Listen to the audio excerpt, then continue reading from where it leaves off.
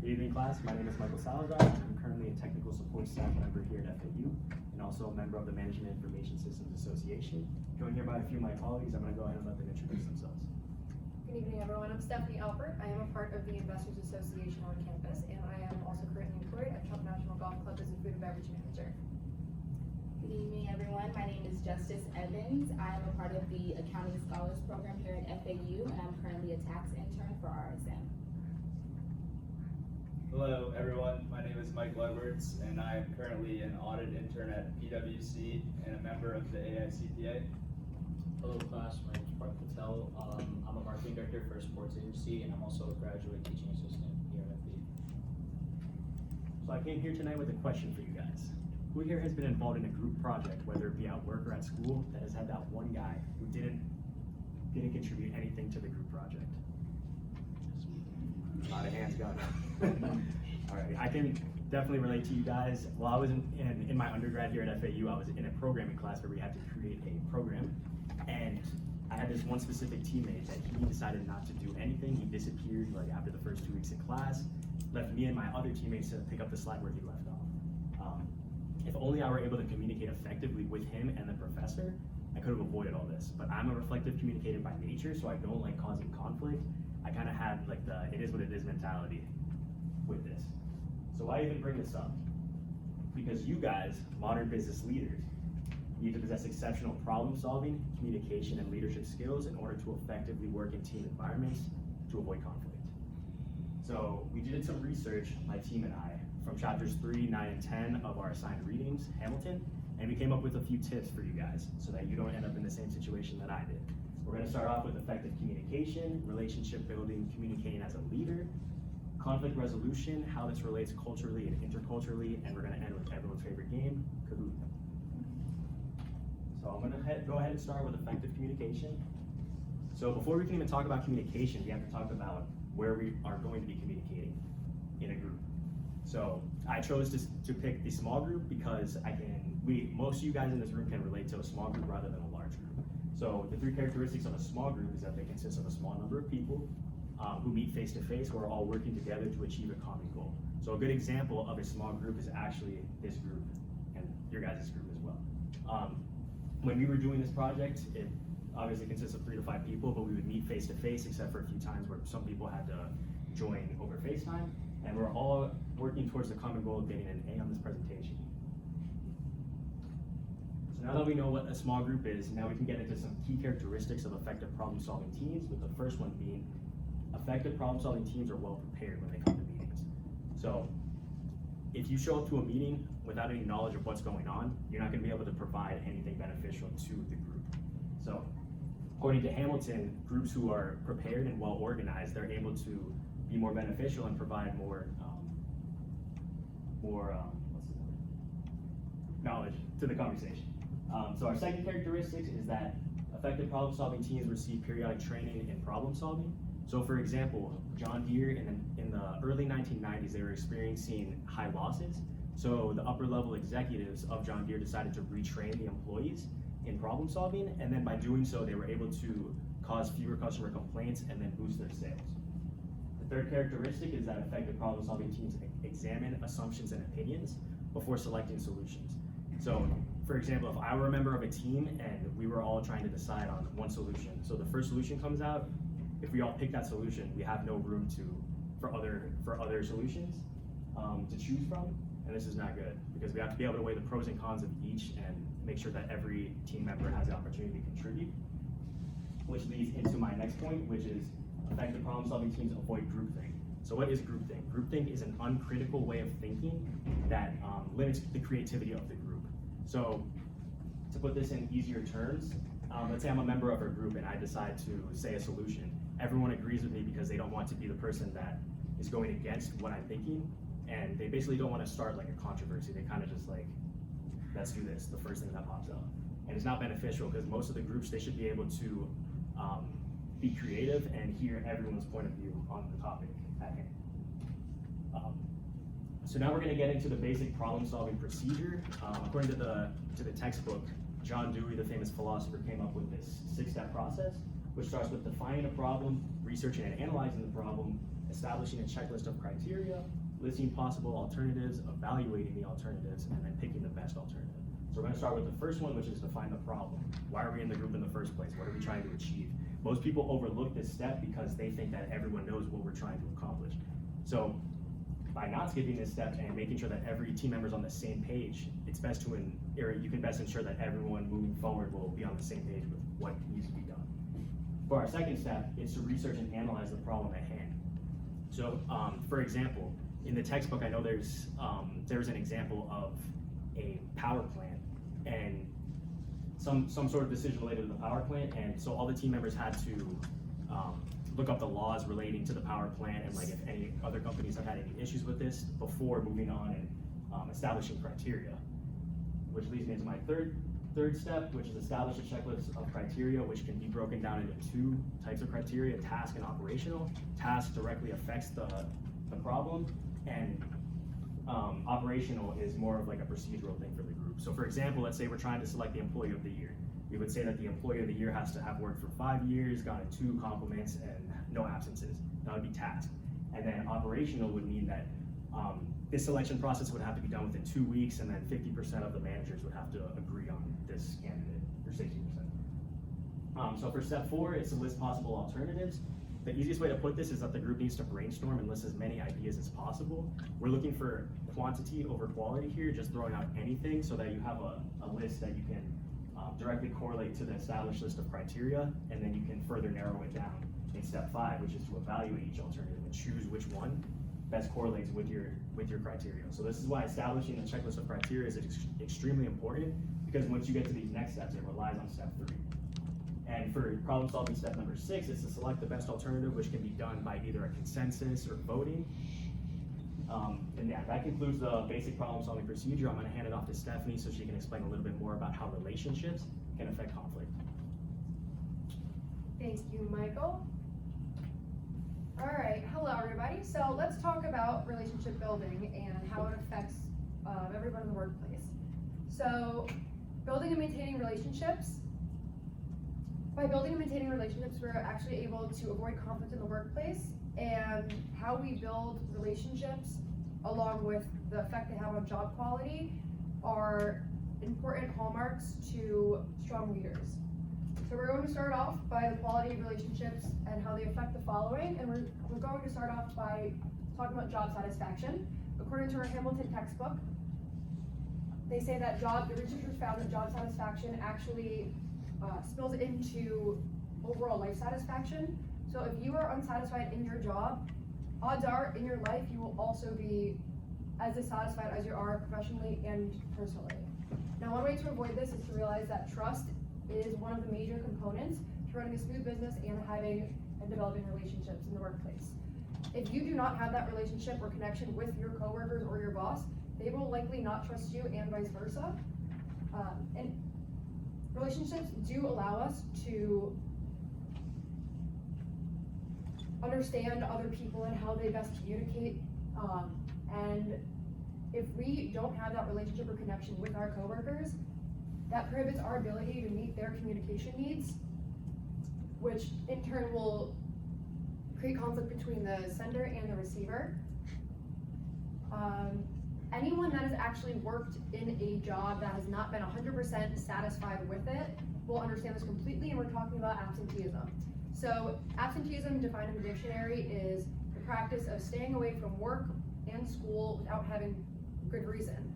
And high levels of absenteeism actually are created by low work motivation.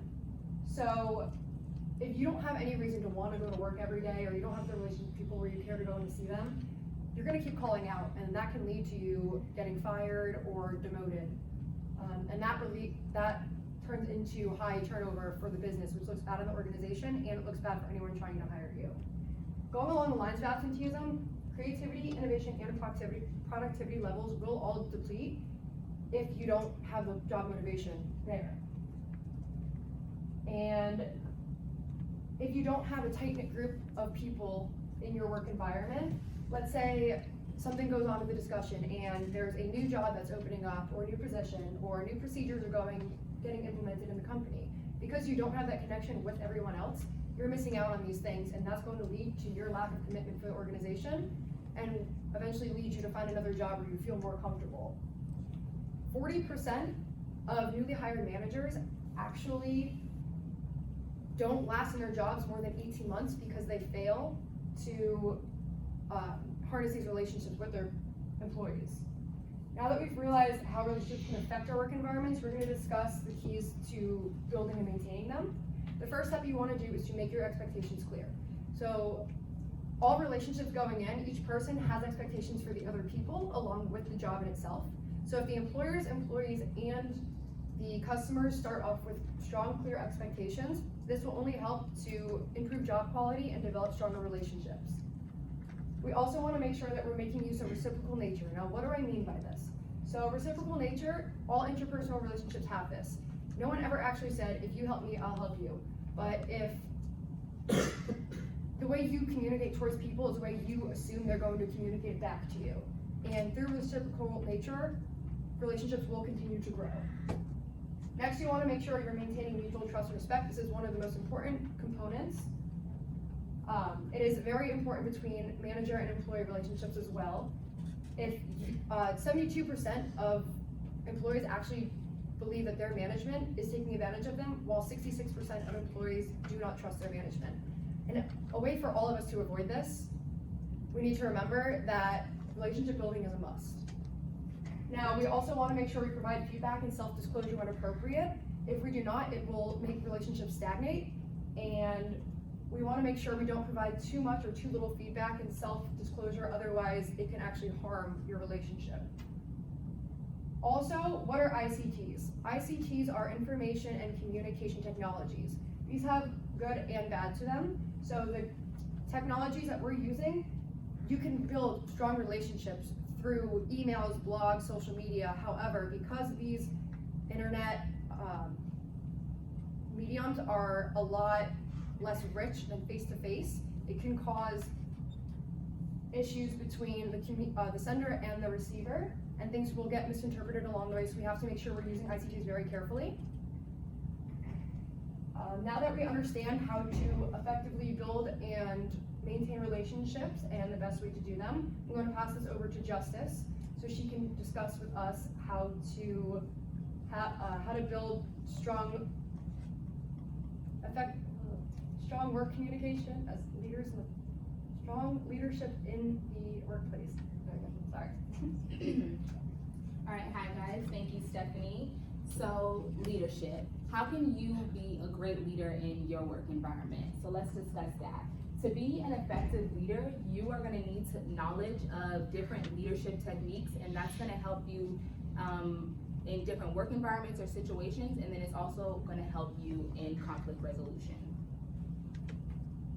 So I'm going to be sharing with you 3 different approaches to leadership, and the first approach that we're going to be discussing is the behavior approach. So the first one under this is going to be the trait approach, and just like how it sounds and just like the picture, under this one, it's going to be more so the characteristics that you are born with to be a leader, that make you a great leader.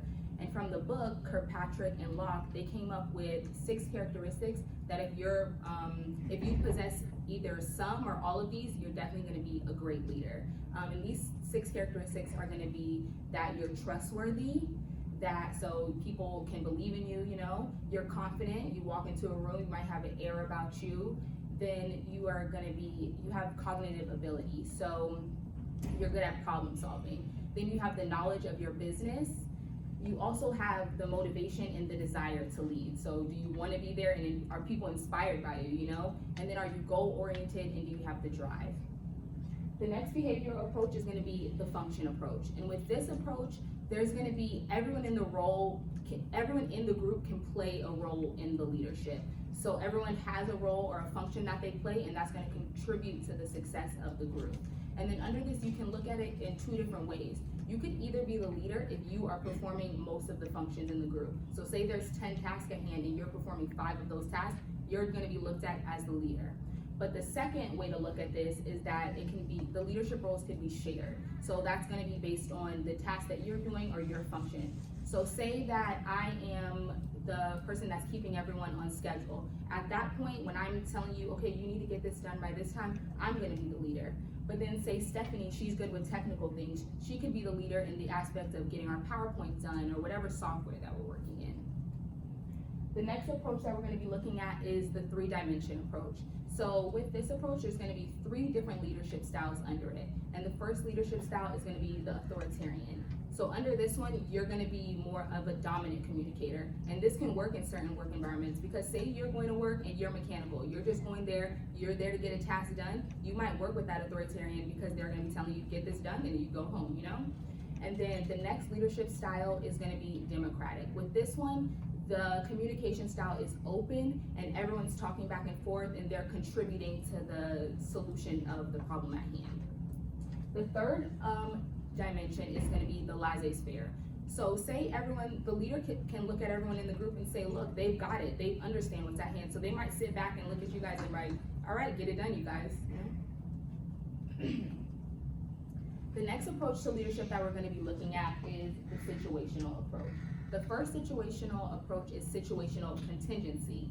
And under this approach, you're going to be changing the way you look at things based on the situation that you're in. You're going to be changing your leadership style. So that might be in one situation you're authoritarian or democratic or the laissez-faire.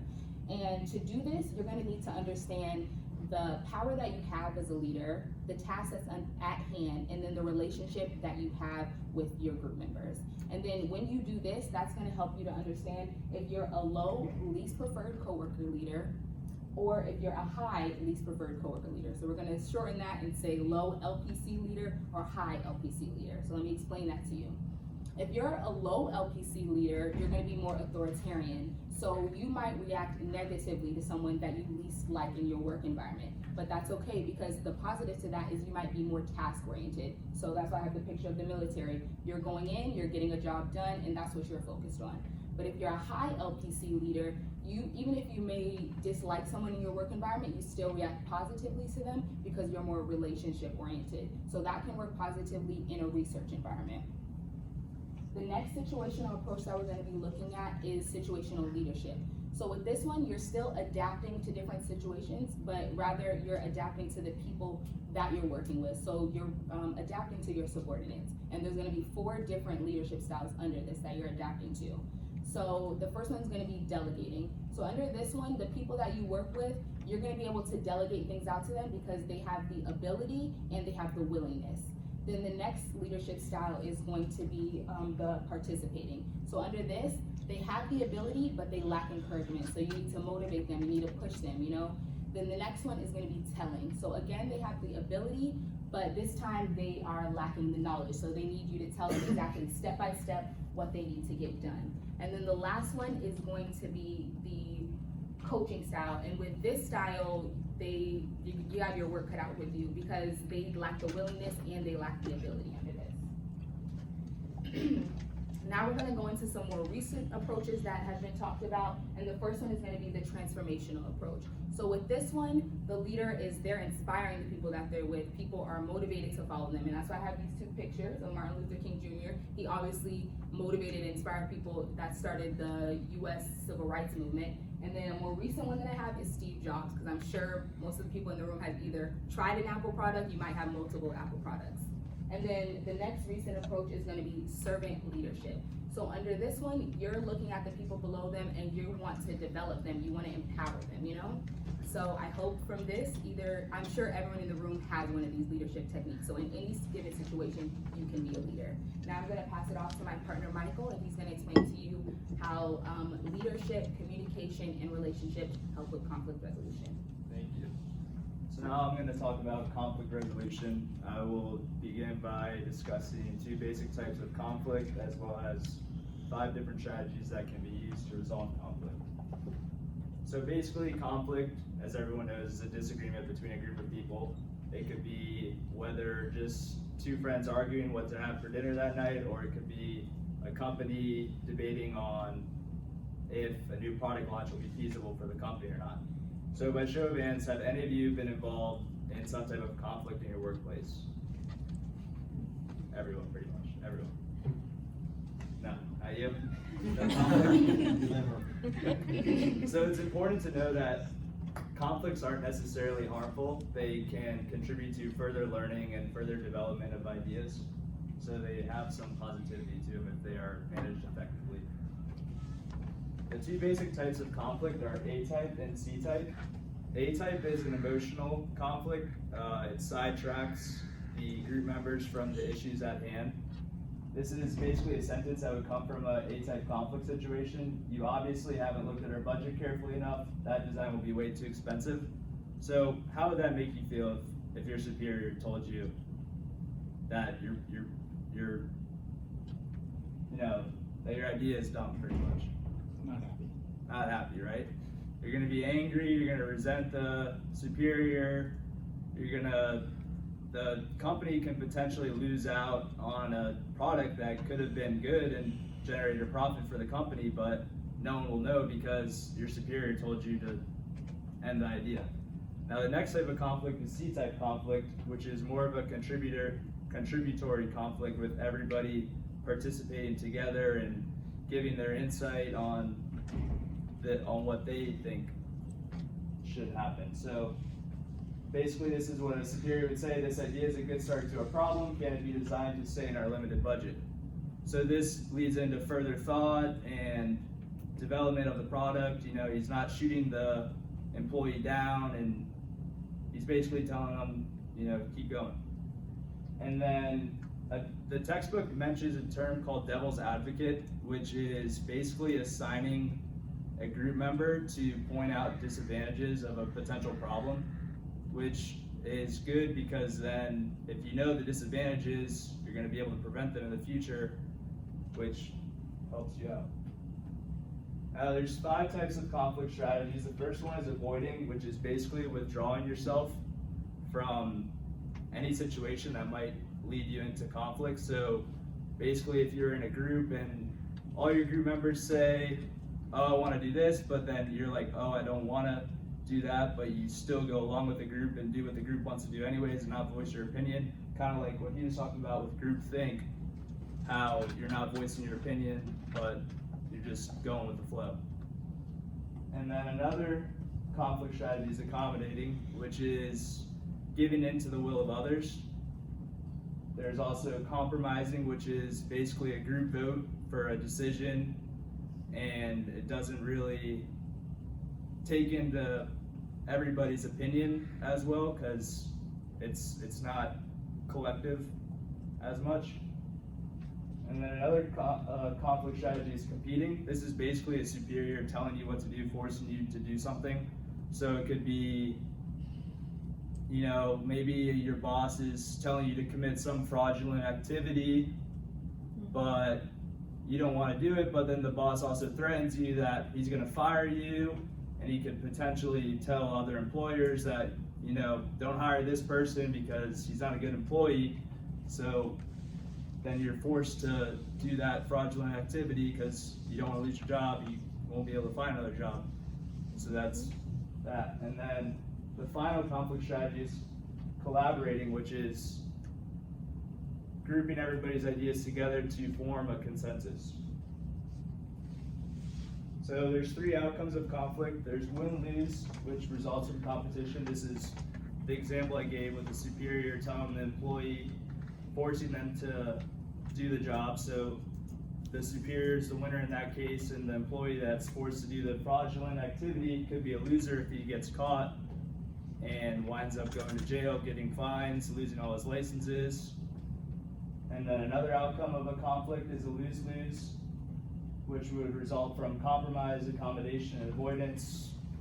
Multiple group members will lose out on what they want to do from a compromise. And then another outcome of conflict is a win-win, which comes from collaboration, grouping everybody's ideas together to form a common consensus.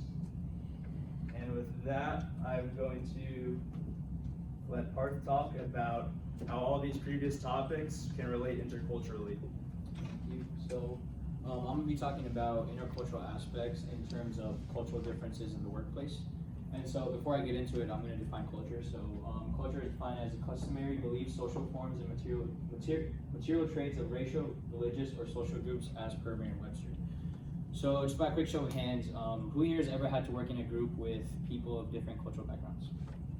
Assume everybody. Yeah, so our country's pretty diverse, so you're always going to run into that, whether it's work or school. And so today I'm just going to be going into the basic types of cultural backgrounds and cultural beliefs in the workplace. So the first one would be an individualistic versus collectivistic cultural background.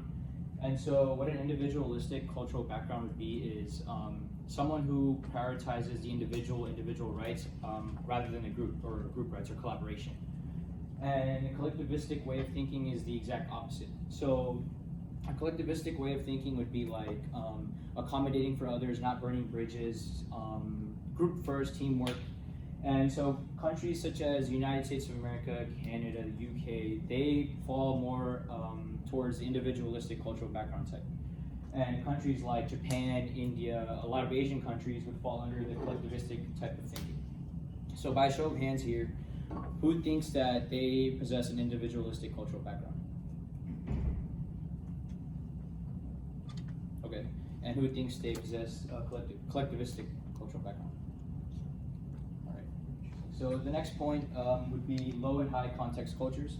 And so a low context culture and a high context culture are basically the exact opposite as well. And so in terms of messaging, for example, a low context message would be something that's direct and to the point, and it has all the specific details and it's targeted at one person.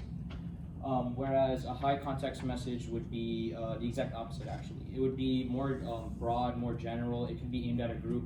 And the reason for this is because a high context message group could usually have a negative connotation attached to it. So if something's not going right, if something's going south basically, delivering a message in a high context form of way is not really blaming anybody, and it's challenging the group to think as a unit. So who here would prefer a low context type of message? Something direct and to the point. Okay, and who here would prefer a high context type of message? All right. So the next one would be monochronic versus polychronic cultural backgrounds. This has to do more with time. And so my family, like our background is Indian, and so in India, we have more of a polychronic background, and so that's like not really emphasis on time, and all the businesses and all the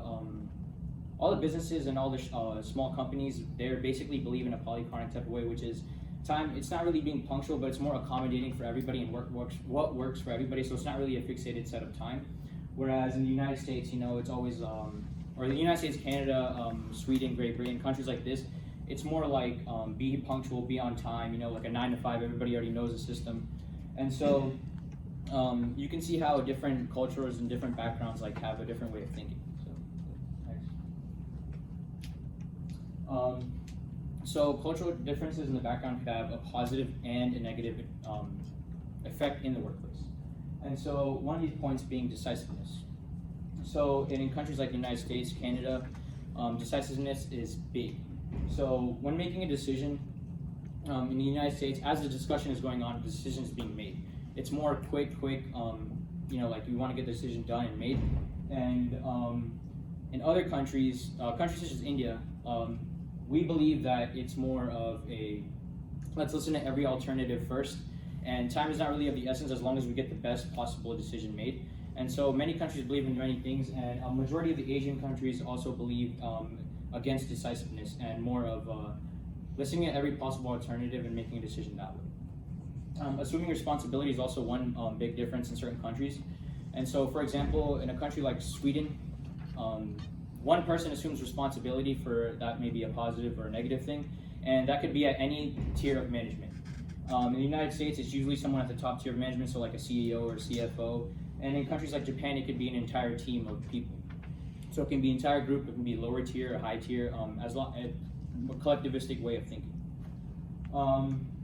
So cultural differences could actually also be an advantage as well. If you're in a group for work or for school and you're challenged to think and come up with new solutions, different ways of thinking can also help you collaborate and come up with the most innovative and creative solution. So if we go back a slide. So for the people that pick individualistic, you'd notice that you most likely should have also picked low context cultures and a monochronic way of thinking. And that's because that's the general alignment of how the cultural backgrounds go. So individualistic people, they prefer low context type of messaging, and time is of the essence. And for collectivistic people, it's the complete opposite. So you should have generally noticed a pattern there. And so with that, we're gonna move into our activity.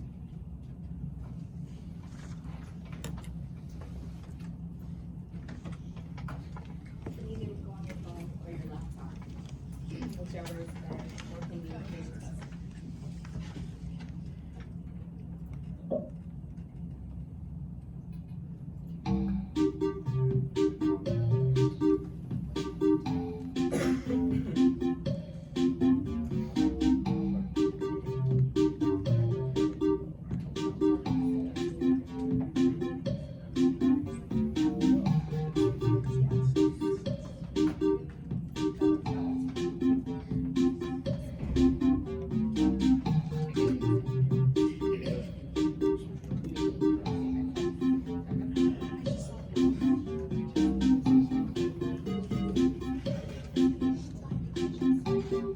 Is everyone in?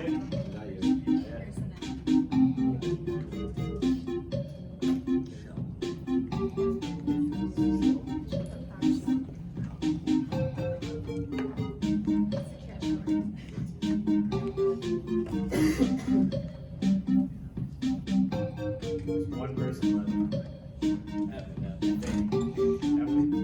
Good, thank you. Good, okay. Yeah. All right.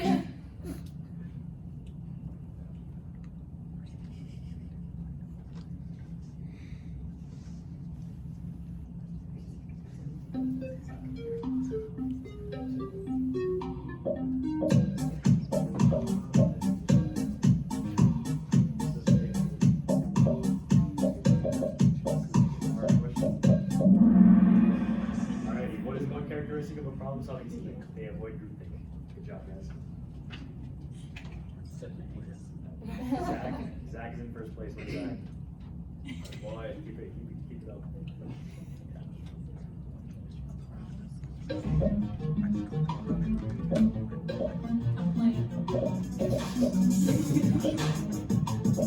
Definitely complain.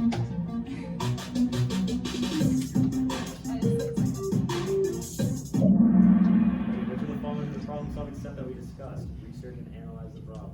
Good job, everyone. Shelly is in first place.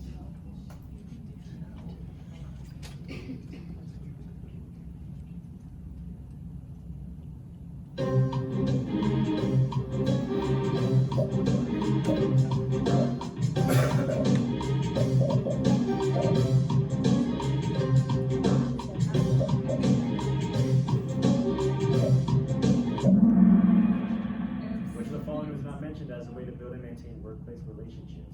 Develop your people skills. Dude, you're in first place. Good job.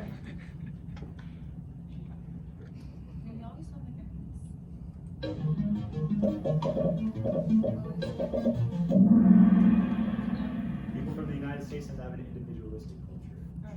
Good job. Who's in first place? Shakira. Eminem may gonna come back.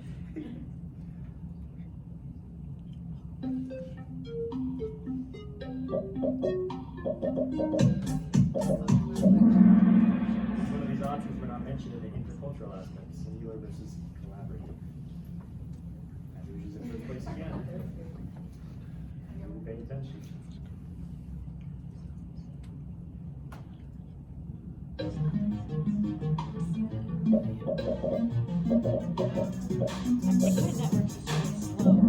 Task conflict that improves productivity by being open to serious debate without involving emotions. Conflict. And who's in first place again?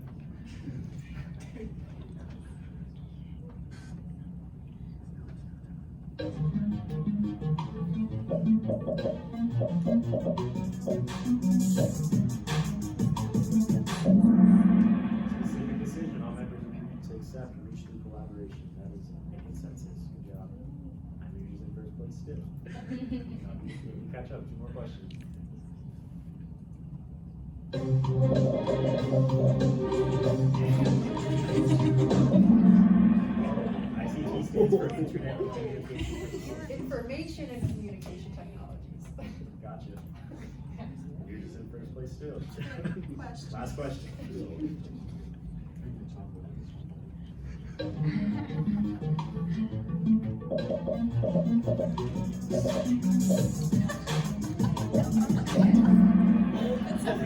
Transformational approach is one of the recent approaches, along with servant leadership. What network are you on? I knew it was oh.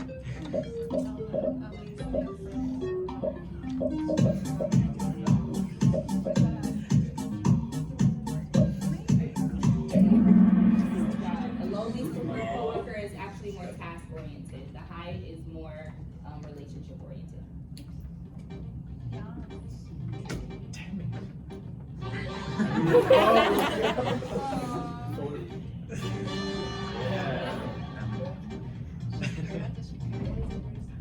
Is she cute?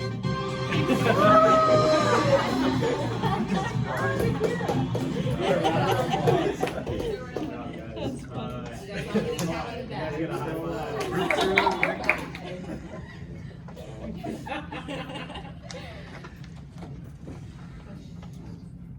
don't think we're allowed to give extra credit. Alrighty guys, so in conclusion, you all as effective business leaders now understand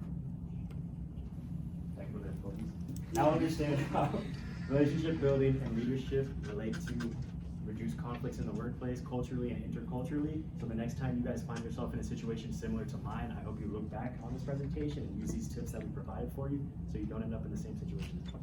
That's all for you guys tonight, and we're going to be opening the panel for questions. Thank you.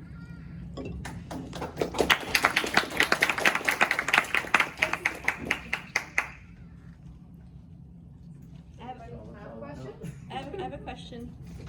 For the A conflict, C conflict, that's my favorite part of the book so far. Can you give another example of A conflict versus C conflict that you've experienced in the workplace? Alright, so a conflict is more of an emotional conflict, so it can cause anger to an employee of yours. So I have my own business. I've never said this personally to one of my employees that works under me, but I could have said, do your damn job or you're getting fired, something like that, and that's A-type conflict. Or versus C-type conflict, I could have said, you've been kind of slow, you haven't been showing up to work, but we're gonna keep on working on it and hopefully you can figure it out. Show up on time. There you go. Thanks. You're fired. So how have any of you used the problem-solving steps in your life? I would say it's easier to do when you're doing obviously I would think more so, because when I hear problem solving steps, I think of oh, I'm doing a project. It's easier to think of it in that way. So you think of the problem that's at hand or the question that's been asked, you know what I'm saying? So more so in an aspect of schoolwork, I think.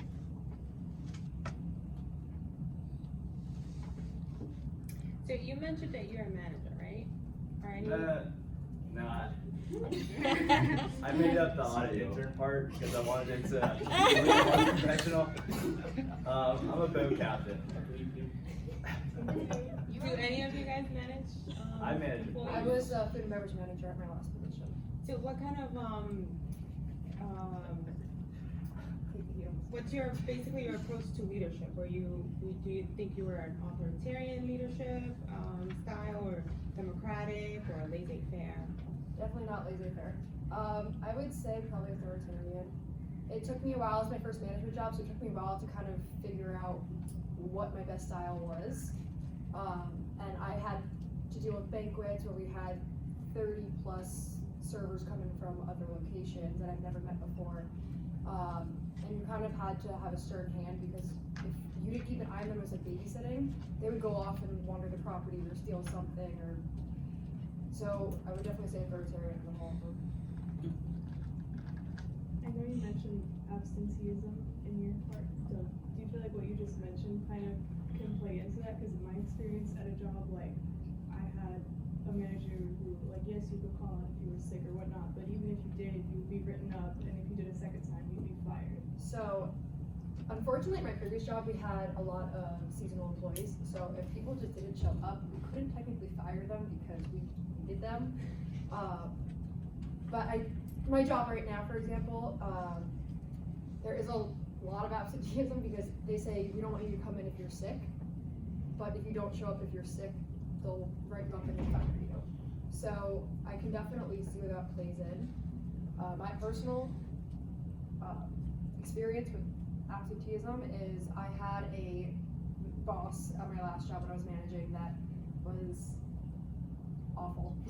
So it made me start to not want to go to work anymore, and I would, if I just didn't feel well, I would call out because I knew she would be there, something like that. And it led to me just having to quit, find another job because I couldn't handle being there any longer.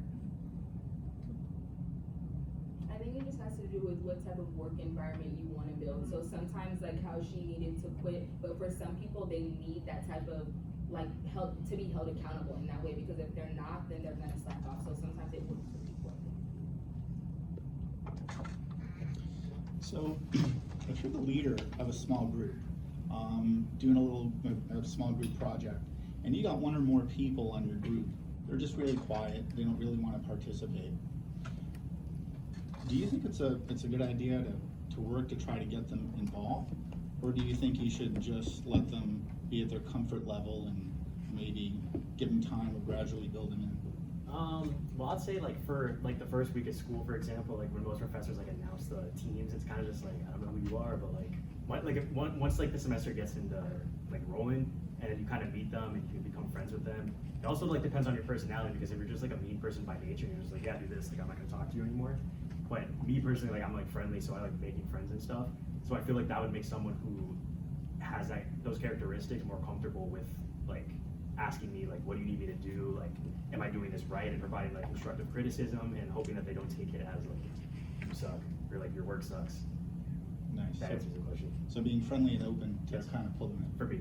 Nice. And I As a think referral people. that, like, if you're trying to, basically, if you're trying to, like, wait it out, like you said, like, wait it out and wait till they get accommodated to the group, I think it's better if that, like, just engaging them from the jump, I think that would just make that whole process easier anyways. So, just, like, that hand in hand. Nice. Maybe if they don't contribute after like 3 or 4 times of talking to them, then you can be a little harsher. Tell them to speak up. Any other questions?